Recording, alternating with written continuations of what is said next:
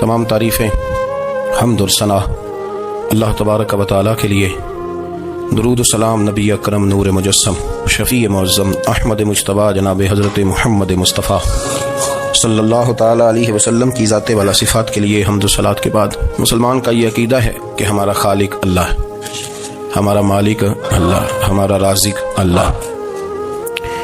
جب یہ ساری چیزیں، ساری عطائیں، ساری نعمتیں اللہ کی ہیں تو پھر مسلمان کی ساری توجہ بھی اللہ ہی کی جانب ہونی چاہیے. اسے کوشش کرنی چاہیے کہ وہ ہر معاملے میں، ہر مسئلے میں، ہر پریشانی میں اپنی توجہ اپنے رب کریم کی جانب مبذول رکھے. انسان جب اپنے علم پر بھروسہ کرنے لگتا ہے یا اپنی عقل پر بھروسہ کرنے لگتا ہے یا اپنے تعلقات پر بھروسہ کرنے لگتا ہے یا اپنی دولت پر، مال پر، صحت پر، تو ایک بہت بڑے دھوکے کا شکار ہو جاتا ہے. اور انسان جب انسانوں پر بھروسہ کرنے لگتا ہے تو پھر اللہ تعالیٰ اسے بعض اوقات انسانوں کے سپرد کر دیتا ہے، انسانوں کے سپرد. بہت سارے ایسے لوگ بھی ہوتے ہیں جو رب کریم کو بھولتے ہیں اور وہ اپنی ساری توجہ انسانوں کی طرف، دنیا کی طرف، دنیا داروں کی طرف کر لیتے ہیں. تو اللہ تعالیٰ فرماتا ہے پھر میں انہیں یہ سزا دیتا ہوں کہ وہ مجھے بھولنے نکلے تھے تو میں نے انہیں ان کا اپنا آپ بھی بھلا دیا، اپنا آپ بھی. سورہ حشر کو دیکھیے گا، فرمایا وَلَا تَكُونُوا كَالَّذِينَ نَسُوا اللَّهَ فَأَنسَاهُمْ أَنفُسَهُمْ. ان لوگوں کی طرح نہ ہو جانا جنہوں نے اللہ کو بھلا دیا تو اللہ نے پھر انہیں ان کا اپنا آپ بھی بھلا دیا. انہیں اپنی بھی ہوش نہیں رہی، وہ ایسے مسائل میں گھر گئے، وہ ایسی آزمائشوں میں الجھ گئے، وہ ایسی دنیا داری کے اندر الجھے کہ انہیں اپنا بھی پتہ نہ چلا. اب تو ڈھونڈتا پھرتا ہوں اے اقبال اپنے ہی آپ کو، اب تو ڈھونڈتا پھرتا ہوں اے اقبال اپنے آپ کو، آپ ہی گویا مسافر، آپ ہی منزل ہوں میں. جب انسان خدا فراموش ہوتا ہے تو خود فراموش ہو جاتا ہے. ہمارا بڑے زمانے سے تکیہ ہے، کبھی امریکہ پر، کبھی یورپ پر، کبھی برطانیہ پر، کبھی مالداروں پر، کبھی اسلحے والوں پر. اس کا نقصان یہ ہوا کہ اپنا کوئی وجود نہیں رہا، اپنا کوئی نظریہ نہیں رہا، اپنی کوئی سوچ نہیں رہی. ایسے محسوس ہوتا ہے کہ کوئی منشور نہیں، کوئی دستور نہیں، لگام منہ میں ہے اور اس کا سرا کسی کے ہاتھ میں ہے، وہ جدھر چاہتا ہے ہمیں گھما لیتا ہے. اللہ فرماتے ہیں یوں نہ ہو جانا کہ تم رب کو بھلا دو اور پھر تمہیں اپنا آپ بھی بھول جائے. اولئک ھم الفاسقون. فرمایا یہ وہ لوگ ہیں جو نافرمان ہیں اللہ کے، یہ نافرمان ہے. جب یہ نظریہ بن گیا، جب یہ ذہن بن گیا کہ پیدا اللہ نے کیا ہے، دینا اللہ نے ہے، عطا کرنے والا اللہ ہے، نوازنے والا اللہ ہے، تو پھر ساری توجہ دنیا داروں کی طرف رکھنا. میں اللہ والوں کی طرف توجہ رکھنے کا قائل ہوں، میں وہ سمجھتا ہوں، ہم اس چیز کے قائل ہیں، لیکن وہ بھی کوئی آستانہ ہے کہ جہاں حق مرشد کا نعرہ تو بڑا لگے پر رب کا نام ہی نہ سننے کو ملے. یہ بھی کوئی بات ہوئی کہ جہاں یہ تو نعرہ زور سے لگے کہ جیوے جیوے مرشد جیوے، لیکن استغفار کا درس ہی نہ ملے. ہر وقت یہ بتایا جائے کہ یہاں آ گئے تو بچ گئے. کیسے بچیں گے؟ میرے رسول پاک علیہ السلام کا دروازہ سب سے بڑا دروازہ ہے، حضور کا دروازہ سب سے بڑا دروازہ ہے. لیکن میرے دوستو یاد رکھنا، نبی پاک علیہ السلام نے بھی لوگوں کو جب رستہ دکھایا ہے تو رب کریم کا رستہ دکھایا ہے، اللہ کا رستہ دکھایا، اللہ کریم کا رستہ دکھایا، لوگوں رب کی طرف توجہ کرائی. میرے رسول کریم سید عالم صلی اللہ تعالیٰ علیہ وسلم نے لوگوں کی اللہ کی جانب توجہ کرائی اور لوگوں سے یہ کہا کہ وہ اپنے رب کریم کی جانب اپنا ذہن رکھیں، اپنی توجہ اپنے اللہ کی جانب مبذول کریں. میری بات کو اچھے طریقے سے سمجھیے گا. علم اللہ تبارک و تعالیٰ عطا کرتا ہے تو اسے اللہ کی عطا ہی سمجھنا چاہیے. کچھ لوگوں کے پاس علم ہوتا ہے پر علم نافع نہیں ہوتا، وہ ٹامک ٹونجا مارتے رہتے ہیں ساری زندگی. علم کو اللہ کی عطا سمجھیں، اپنی عقل پر، اپنے شعور پر زیادہ بھروسہ نہ سمجھیں، نظر اللہ پہ رکھیں. حضرت مولا علی شیر خدا کرم اللہ تعالیٰ وجہہ الکریم سے کسی نے پوچھا تھا بڑا عالم کون ہوتا ہے؟ ہمارے ہاں تو اب وہ والے عالم پائے جاتے ہیں نا، اللہ ماشاءاللہ، جو ممبر پہ بیٹھتے ہیں تو دعوے ہی دعوے ہیں، ممبر پہ بیٹھتے ہیں تو دعوے ہی دعوے ہیں. اس طرح کے عالم ہمارے ہاں پائے جاتے ہیں، وہ ہر بات میں دعویٰ کرتے ہیں، میں یہ کر دوں گا، میں وہ کر دوں گا. یہ مزاج علماء کا نہیں. حضرت علی المرتضیٰ سے کسی نے پوچھا بڑا عالم کون ہوتا ہے؟ فرمایا بڑا عالم وہ ہوتا ہے کہ جسے مسئلے کا پتہ نہ ہو تو وہ کہہ دے مجھے نہیں پتا، میں پتہ کر کے بتاؤں گا، غلط بات بیان نہ کرے. امام مالک سے کسی نے کوئی مسئلہ پوچھا تو آپ فرمانے لگے مجھے اس سوال کا جواب نہیں آتا، ہمارے بزرگ سمجھاتے کیا ہے. وہ کہنے لگا آپ اتنے بڑے امام ہیں تو اس سوال کا جواب نہیں آتا. فرمانے لگے اگر مجھے ہر سوال کا جواب آتا پھر تو میں خدا ہوتا. مجھے ہر سوال کا جواب نہیں آتا، مجھے تو اتنا آتا ہے جتنا میرے رب نے مجھے عطا کر دیا ہے. اپنی نظر اللہ پہ رکھیں، نکل آئیں اس معمے سے باہر کہ میں کوئی بلا ہوں، مجھے بڑا پتا ہے، میرے پاس 6 ڈگریاں ہیں, مجھے 10 جگہ پہ تدریس کا شغف حاصل, اس سے نکلیں باہر. قرآن مجید دیکھیے گا, اللہ تعالیٰ نے ارادہ قدرت فرمایا کہ میں حضرت آدم کو بناؤں گا. پھر بنانے کے بعد فرمایا فرشتوں سجدہ کرو آدم کو. سب نے سجدہ کیا الا ابلیس ابا واستکبر وکان من الکافرین. سب نے سجدہ کیا سوائے ابلیس کے, اس نے انکار بھی کیا, تکبر بھی کیا اور کافروں میں سے ہو گیا. تو یہ جب اللہ تعالیٰ نے سجدہ کرایا تو کیسے کرایا؟ اللہ تبارک و تعالیٰ نے نا حضرت آدم کو علم سکھایا خود. وعلم آدم الاسماء کلہا. خود اللہ فرماتے ہیں کہ میں نے جناب آدم علیہ السلام کو تمام اشیاء کے نام سکھائے, سب اشیاء کے نام سکھائے. تو وہ چیزیں پھر میں نے نا, اللہ فرماتے ہیں میں نے فرشتوں پہ پیش کی, میں نے کہا کہ بتاؤ ان کے نام کیا ہے. تو فرشتوں نے جو جواب دیا وہ سمجھنے والا ہے. اللہ نے چونکہ خود علم سکھایا تھا حضرت آدم کو, جناب آدم سکھایا تھا, لیکن فرشتوں کو نہیں سکھایا تھا. تو اللہ کریم نے فرمایا فرشتوں اب یہ بتاؤ ان چیزوں کے نام کیا ہیں. تو فرشتے کیا کہتے ہیں؟ فرشتے عرض کرتے ہیں قالوا سبحانک لا علم لنا. آپ کبھی یقین کریں اس چیز کی لذت لیں تو مزہ آ جائے. کہا قالوا سبحانک, کہنے لگے تو پاک ہے. قالوا سبحانک, کہنے لگے تو, بھئی آدم علیہ السلام کو نام سکھا لیے, پھر فرشتوں کے سامنے وہ چیزیں پیش کر کے کہا ان چیزوں کے نام بتاؤ. تو فرشتے کیا کہتے ہیں؟ کہتے ہیں قالوا سبحانک, تو پاک ہے, لا علم لنا, ہمارے پاس کوئی علم نہیں, الا ما علمتنا, ہمیں تو اتنا پتہ ہے جتنا تو نے ہمیں سکھا دیا. ہمیں تو اتنا پتہ ہے جتنا تو نے ہمیں, لا علم لنا, ہمارے پاس کوئی علم نہیں ہے, اتنا ہی پتہ ہے جتنا تو نے ہمیں سکھا دیا ہے, اس سے زیادہ ہمارے پاس علم. اور یہ کیوں تو نے ہمیں جتنا سکھایا اتنا پتہ ہے. فرشتے یہ نہیں کہتے یا اللہ تو زیادہ سکھا, آدم کو دیا تو ہمیں بھی دے, یہ نہیں فرمایا. فرمایا انک انت العلیم الحکیم, اے اللہ تو علم والا بھی ہے اور حکمت والا بھی ہے, تجھے پتہ ہے کس کو کتنا دینا ہے. جتنا تو نے مناسب سمجھا جناب آدم کو دیا, اور جتنا تو نے بہتر سمجھا وہ تو نے ہمیں عطا فرمایا. تو اگر آپ کے پاس علم ہے, کہیں نالج ہے, اس کو اللہ کی عطا سمجھے. ہمارے ہاں بہت سارے لوگ بن کے بیٹھ جاتے ہیں. میں اکثر کہتا ہوں کہ پھر وہ دعوے کرتے ہیں میرے علاقے والے جاہل ہیں, میرے شہر والے جاہل ہیں, میرے خاندان والے پڑھے نہیں. یہ آپ کا دعویٰ ہے, یہ آپ کو خراب کر دے گا. ہم نے بہت سارے ایسے لوگ دیکھے جو بہت بڑے عالم تھے, لیکن اللہ جب لینے پہ آیا تو عقل ہی لے گیا, شعور ہی چلا گیا, حافظے ختم ہو گئے. آپ دیکھتے ہیں بڑھاپے میں کچھ لوگ ایسے ہوتے ہیں کہ جن کو یہ بھی یاد نہیں رہتا کہ میرا نام کیا ہے, میں کہاں ہوں, مجھے کدھر جانا ہے. تو اس وقت سے اللہ کی پناہ مانگیں اور اپنی نظر اپنے رب کریم کی جانب رکھیں, اللہ کی جانب اپنی نظر کو مبذول رکھیں. دوسری بات, علم کے بعد ایک چیز آتی ہے جس کا نام ہے ہدایت, جس کا نام ہے تقوی, جس کا نام ہے پرہیزگاری, جس کا نام ہے عمل, عبادت, ریاضت. یہ بھی اسی وقت ہی نصیب ہوتی ہے جب میرا رب کریم نصیب فرما دیتا ہے. ہم نے نا نیکی کا اپنا اپنا سٹیٹس بنا لیا ہے, اپنا اپنا معیار بنا لیا ہے. کچھ لوگ کہتے ہیں کہ جناب مسجد میں سیمنٹ کا توڑا دینے سے بہتر ہے کسی غریب کو آٹے کا تھیلا دے دو. اب اس نے اپنا مزاج بنا لیا نا نیکی کا, اس نے اپنا سٹیٹس بنا لیا. میرا یہ سوال ہے کہ نبی پاک صلی اللہ تعالیٰ علیہ وسلم جب مدینہ شریف آئے تھے تو حضور نے سب سے پہلے غریبوں میں آٹا تقسیم کیا تھا کہ سب سے پہلے مسجد بنائی تھی؟ کیا عجیب لوگوں کا رنگ ہے, اپنی مرضی کی ہدایت, اپنی مرضی کا تقوی, اپنی مرضی کا معیار. مسجد کوئی بڑا چھوٹا خطیب بھی میری طرح کا ہو نا, تو وہ مسجد میں بیٹھ کے جب نبی پاک کی بات کرتا ہے تو کہتا ہے میرے رسول پاک غریبوں کا سہارا بن کے آئے. وہ غریبوں کی بات کرتا ہے, مسکینوں کی, لاچاروں کی, کمزوروں کی بات. تو مسجد ہی تو وہ ادارہ ہے جہاں سے غریبوں کی بات ہو رہی. تو اب لوگوں نے غریب کو اور مسجد کو لڑانا شروع کر دیا. اس کو لڑاؤ کہ مسجد میں پیسے دینے سے بہتر ہے آپ غریب کو آٹے کا تھیلا دے دیں. آپ یہ کیوں نہیں کہتے کہ مسجد میں بھی آپ توڑا دیں ایک سیمنٹ کا اور ساتھ غریب کو بھی خدمت کریں؟ یہ کیوں نہیں تقویٰ؟ اپنی اپنی مرضی کا مزاج, اپنی اپنی. کچھ لوگ کہتے ہیں چھوڑو جی, ساری زندگی انسان نماز پڑھتا رہے اور پھر گالیاں بھی دیتا رہے, بندہ داڑھی بھی رکھ لے اور جھوٹ بولنا بھی نہ چھوڑے. تو یہ آپ نے اپنے پاس سے تقوی کا معیار بنایا. گالی دینے کا گناہ ہے اور داڑھی رکھنے کا ثواب ہے. تو اگر آپ داڑھی رکھے ہوئے ہیں اور آپ کوئی غلطی کر رہے ہیں تو اس سے آپ کی داڑھی کا ثواب ختم. اللہ کرے آپ کو سمجھ آئے میری بات. آپ کوئی غلطی کر رہے ہیں, داڑھی کا ثواب اس سے ختم, وہ اپنی جگہ پہ قائم ہے چیز. اپنی مرضی کا کیوں تقوی کا معیار بناتے ہیں؟ تقوی کا مزاج اپنی مرضی کا نہ بناؤ. اللہ کی بارگاہ سے دعا مانگو کہ یا اللہ ہمیں ہدایت کا نور عطا فرما, اللہ تو ہمیں رستہ دکھا, تو بتا کہ ہدایت کیا ہے. تو رب فرماتا ہے اللہ ولی الذین آمنوا, اللہ مومنوں کا مددگار ہے. یخرجہم من الظلمات الی النور, وہ انہیں اندھیروں سے نکالتا ہے اور نور کی طرف روشنی عطا فرماتا ہے. اندھیروں سے نور کی طرف اللہ لاتا ہے. اللہ ولی, اللہ مومنوں کا ولی ہے, وہ انہیں اندھیروں سے نور کی طرف نکالتا ہے. ہدایت ہمیشہ اللہ کی طرف سے سمجھے. جب وہ نماز کی توفیق دیتا ہے تو اپنے فضل سے دیتا ہے, جب وہ ذکر کی توفیق دیتا ہے تو اپنے فضل سے. ہم سمجھتے ہو جی فلانا نہیں پڑھ رہا بڑا بیوقوف ہے, فلانا نہیں پڑھ رہا, تو تم کیا اپنی عقل کے طور پہ پڑھ رہا ہے؟ میں جی اللہ کے فضل سے 2 سپارے پڑھتا ہوں, تو کس پہ احسان کرتے تو 2 سپارے پڑھ کے رویا کر کہ اگر مالک تو بڑا قریب نہیں, بڑے لوگ ہیں جن کو پورا قرآن حفظ ہے پر انہیں پڑھنے کی توفیق نہیں. تو نے فضل کیا اور مجھے توفیق دے دی ہے پڑھنے کی. رویا کر پڑھ کے رویا کر راتی ساری کر کر زاری. وہ نیند اکھاں تھی توندے تے فجرے وہی گناہگار کہاون سب تو نیویں ہوندے.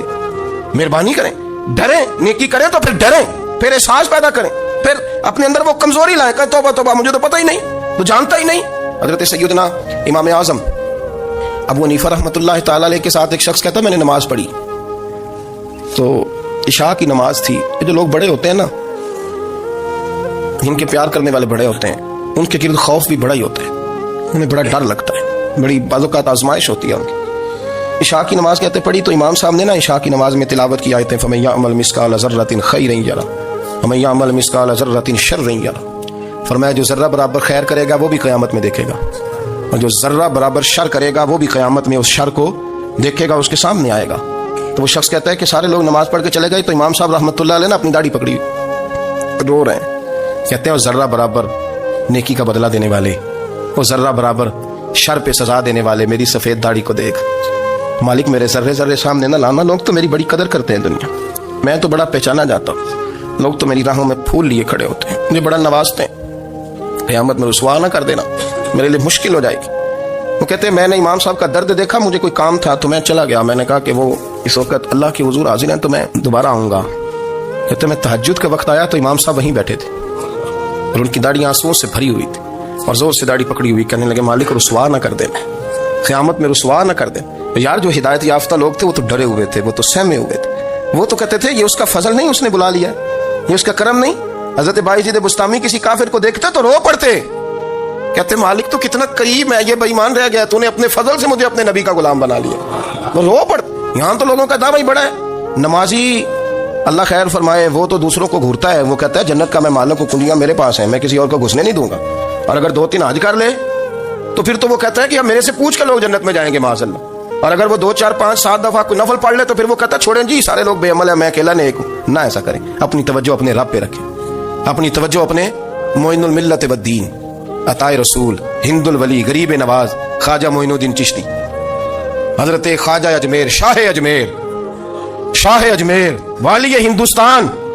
آخری عمر میں نا سارا دن روتے گزر جاتا, ساری رات روتے گزر جاتے, ذرا سی کوئی بات کرتا تو رو پڑتے, آنکھیں آنسوؤں سے بھری رہتی. کئی دفعہ آپ نے بھی پریشان ہو جاتے ہیں نا کہ یار تو ایک بات کی جان ہی نہیں چھوڑ رہا. تو خواجہ قطب الدین صاحب بختیار کاکی سے لوگوں نے کہا کہ آپ مرشد سے بات کریں, اتنا بھی تو نہیں نہ رونا چاہیے, ہر وقت اس کے آنسو کی کریے. عاشق دا کام ہی رونا توڑا, تبھی نہ رویوں نہیں منظوری, یہ عاشق سدا ہی روندا رہندا ہے, پاویں وصل ہوئے تے پاویں دوری, ہر وقت رونے کا کیا مطلب ہے. تو خواجہ قطب صاحب کہتے ہیں میں قریب گیا تو میں نے پیر دبائے, میں نے کہا سونیا لوگ تو کچھ بھی نہیں کرتے, تو نے تو کمال کر دیا, 90 لاکھ آدمی مسلمان کر دیا, دنیا کچھ نہیں کرتی, تو نے 50 سال ساری رات مسلح پہ بیٹھ کے رب راضی کیا. تو شہزادہ تھا, حضور کی اولاد تھا, لیکن معین الدین تیرا ایک پلاٹ بھی نہیں, تو نے طالب علم پالے, انہیں غریبوں کو دیا, انہیں نوازا, کوئی شے نہیں تیرے پاس, ہر چیز تو نے, ساری رات روتے ہو, سارا دن روتے ہو. تو خواجہ قطب الدین صاحب کہتے ہیں میں نے جب عرض کیا تو خواجہ صاحب مجھے گلے لگا لیا, چیخ مار کے روئے, کہنے لگے قطب الدین پتر داڑھی سفید ہو گئی, جانے کا وقت آ گیا, جو تو نے نیکیاں گنوائی ہیں وہ ہیں صحیح میرے پاس, پر یار کی بارگاہ میں پیش کرنے کے قابل ایک بھی نہیں. تو بارگاہ تو دیکھ کتنی بڑی ہے, رسول کریم کی بارگاہ میں پیش کرنے کے قابل ان میں سے ایک بھی نہیں. تو آستانہ دیکھ کتنا بڑا ہے, کیا پیش کروں گا, کیا عرض کروں گا حضور کی بارگاہ میں, کس طرح. وہ یار جو بڑے تھے وہ تو ڈرے ہوئے تھے, سہمے ہوئے تھے, وہ تو بڑی آزمائش میں تھے, لیکن میرا اور آپ کا رٹا 2 نمازیں پڑھ کے 6 نمازوں کا دعویٰ کرنا اور لمبی چوڑی کہانیاں بنانا اور اپنے منہ سے اپنی تعریفیں کرنا, اس سے تھوڑا باہر آئیں. رزق بھی میرا اللہ ہی دیتا ہے, علم بھی اللہ دیتا ہے, رزق بھی. بڑے بڑے فقیروں کو مالدار ہوتے دیکھا, بڑے بڑے مالداروں کو فقیر ہوتے دیکھا, بڑے بڑے. میرا ایک بڑا سخی قسم کا سجن ہے, بڑا پیارا ہے, میں اسے سخی مانتا ہوں. میں نے اپنی پریشانیوں کے دنوں میں بھی اس شخص کو سخی دیکھا. ایک دن رات کو مجھے ٹیلی فون کر کے کہنے لگا کدھر ہو, میں نے کہا میں گھر ہوں. نہیں اکثر سفر میں ہوتے ہو نا. میں نے کہا طبیعت کیسی ہے, ٹھیک ہے, بس حال چال پوچھنا تھا. میں نہیں سمجھایا, میں نے کہا یار یہ کوئی مسئلہ ہے, ورنہ رات کے 2 بجے کوئی حال پوچھنے کو فون تو نہیں نہ کرتا, کوئی مطلب ایسا تو مسئلہ نہیں نا. تو میں نے بیک کال کی, میں نے کہا یار میری بات سن, مسئلہ کیا. کہ نہیں کچھ نہیں دل کر رہا تھا. میں نے کہا میری گل سن, رہے اسی 4-5 سال کٹھے, میں تین جاننا, اصل بات کر. کہنے لگا مکان بھی بڑا ہے, سارا کچھ ٹھیک ہے, پر وہ بڑے بے نیاز ہے, کچھ حالات اس قسم کے آ گئے ہیں کہ لوگوں کو بتاؤں بھی تو لوگ ماننے کو تیار نہیں. زیادہ نہیں, مجھے نا تھوڑے سے پیسوں کی ضرورت ہے, کوئی 15-20 ہزار اگر مل جائیں میری ضرورت. آپ یقین کریں میں روتا رہا ساری رات. میں نے کہا مہربانہ تیرا کس طرح کرانگے, اس سے لے کے زمانہ استعمال کرتا تھا, پر بے پرواہی ویکھ نہ سجڑ دی جتھے کسے دی پیش نہ جاوے, انہیں تاجاں والے در در رولے تے منگتے ہیں تخت بٹھاوے. سجنا کسی نو کارا مل دئی, کوئی کعبے خالی آوے. واللہ خیر الرازقین, وہ کہتے تو دائیں بائیں نہ جا, رزق تو تجھے میں دوں گا, میں ہوں بہتر رزق دینے والا. بڑے بڑے بادشاہ, بڑے بڑے شہنشاہ, بڑے بڑے لوگ ہاتھوں میں کاسے, فقیریاں. ام ربیعہ کہا کرتی تھیں, بڑی نیک اور صالح خاتون تھیں, وہ کہتی ہیں کہ میں نا بڑے امیر آدمی کی بیوی تھی, اپنے شوہر کے ساتھ چھت پہ بیٹھی تھی تو نیچے فقیر مانگنے والا آیا. اس نے بڑے درد سے صدا کی تو میں نے اپنے شوہر سے کہا کچھ دینے کا دفع کر, ان لوگوں نے دھندا بنایا ہوا ہے. کہتی میں میکے سے بھی بڑا مال لے کے آئی تھی, میرے ماں باپ بڑے امیر تھے, تو میں نے نا چوری اپنے خامد سے نظر بچا کے باتھ روم جانے کے بہانے گئی اور نیچے جا کے 5 دینار میں نے اس فقیر کی ہتھیلی پہ رکھے. کہتے اس نے 5 دینار دیکھے, پھر میری طرف دیکھا تو میں نے اس کی آنکھوں میں آنسو چمکتے دیکھے. کہنے لگے بی بی رب تیرا بھلا کرے, میں 3 دنوں کا بھوکا ہوں. کہ وہ چلا گیا. میں گھر آ گئی, جب باہر آئی تو میرا شوہر کہنے لگا تو اتنی اب اتنی تو تیز ہو گئی ہے اور تو اتنی خود مختار ہو گیا, میرے بغیر پوچھے مال خرچ کرے گی, جا تجھے 3 طلاقیں. کہتی میں بالدار اور وزادار باپ کی بیٹی تھی, طلاق لے کے گھر آئی تو میرا باپ ٹوٹ گیا, چارپائی پہ چلا گیا. اوہو یہ کیا بن گیا. کہتی بڑی تکلیف رہی. 1-2 سال کے بعد میرے ابا نے میری شادی کر دی. اب جس شوہر کے پاس گئی وہ بڑا نیک تھا, پرہیزگار تھا, اللہ نے بہترین صلہ دیا. کہتی چھت پہ بیٹھی تھی, دروازے پہ فقیر آیا, میں نے شوہر سے کہا کچھ دے دوں. کہنے لگا 5 نہ دینا, 15 دینا, 20 دینا, میں فقیر ہوں, میں نے فقر سے دولت دیکھی ہے, اسے خالی نہ لوٹانا. کہتی ہے کہ میں نیچے گئی اور جب میں نے اس کی طرف دینار بڑھائے تو میری چیخ نکلی, پیسے پھینک کے میں بے ہوش ہو کے گری. میرا شوہر نے آ کے اٹھایا, اندر لے گیا, پانی منہ پہ چھڑکا. کہنے لگا تجھے کیا ہوا. کہنے لگے یہ جو مانگنے آیا یہ میرا پہلا شوہر تھا, وہی تھا جو کہتا تھا کہ تو 5 دینار دے آئیے, جا تجھے 3 طلاقیں. پڑھو نا حدیث پاک. میرے نبی پاک علیہ السلام نے فرمایا ایک بندہ گنجا تھا. گنجا, کوئی ترتیب آگے پیچھے ہو جائے تو مفہوم کے لحاظ سے, لیکن میں مفہوم اس کا واضح کرتا ہوں. ایک گنجا تھا, کوئی شے نہیں تھی, سر پہ بال بھی نہیں تھے, رویا کرتا تھا. اللہ تعالیٰ نے فرشتے کو بھیجا, تجھے کیا چاہیے. تو کہنے لگا بال آ جائیں اور تھوڑا مال آ جائے. فرشتے نے ہاتھ پھیرا تو بال بھی آ گئے, تو بکریاں بھی آ گئیں, لائنیں لگ گئیں, مال ہی مال ہو گئے. دوسرے کے پاس گیا, وہ کوڑا تھا, اس کو جا کے کہا کیا چاہیے. کہنے لگا شفا ہو جائے اور کچھ اللہ تعالیٰ آسانی کر دے. شفا بھی ہو گئی, گائیں بھی دے دی, بھینسیں بھی دے دی, مال ہی مال ہو. پھر ایک کے پاس گیا, وہ اندھا تھا, تجھے کیا چاہیے. اس نے کہا آنکھیں ملنے اور کچھ ساتھ, اللہ مال دے دے. اونٹ ہی اونٹ ہو گئے. جب بڑا نواز دیا تو پھر مالک نے امتحان لینے کا ارادہ کیا. یاری تیری سونا ہے پر آزمائشاں بھی تیریاں اگ, آزمائشاں تیریاں, صحیح کہہ رہا ہوں, آزمائشاں تیریاں, یاری تیری سونا ہے پر آزمائشاں تیریاں. یہ سونا پرکھیا جامدہ ہی پہلو نال لگاں دے لگ.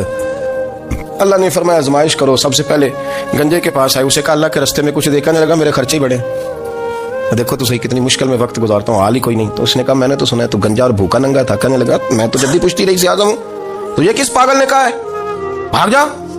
اس نے کہا اچھا جیسے تو تھا ویسے ہی ہو جائے. کھیت کھلیان اجڑ گئے, پھر سے گنجا ہو گیا. حضور علیہ السلام فرمانے لگے, پھر وہ اس کے پاس گیا جو کوڑا تھا, اسے کہا کچھ دے. کہنے لگا خرچے ہی بڑے.